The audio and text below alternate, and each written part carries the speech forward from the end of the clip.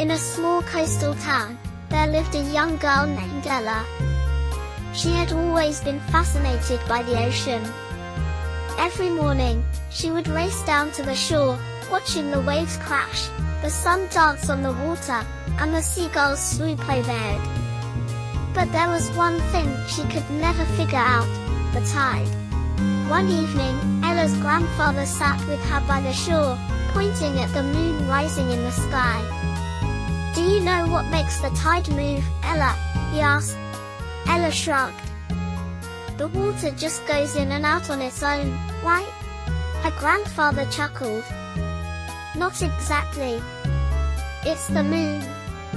The moon's gravitational pull pulls on the Earth, and since water is fluid, it moves more easily. The moon pulls the ocean toward it, creating a bulge on the side of the Earth closest to it. That's high tide. But did you know there's another bulge on the opposite side of the Earth?" Ella's eyes widened. "Two bulges?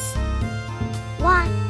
"Well," he said, "on the far side of the Earth, the water is pulled less strongly, so it lags behind, creating another bulge. That's why we get two high tides a day, one when the moon is closest, and another when it's farthest away." Ella stared at the moon, amazed. "So the moon moves all the water?" Her grandfather smiled. "Not all of it, but a lot. The Earth's rotation and the gravitational pull from the sun play a part too. But mostly, it's our moon." From that night on, every time the tide rolled in or out, Ella smiled, knowing that the gentle push and pull of the moon's gravity was guiding the waves.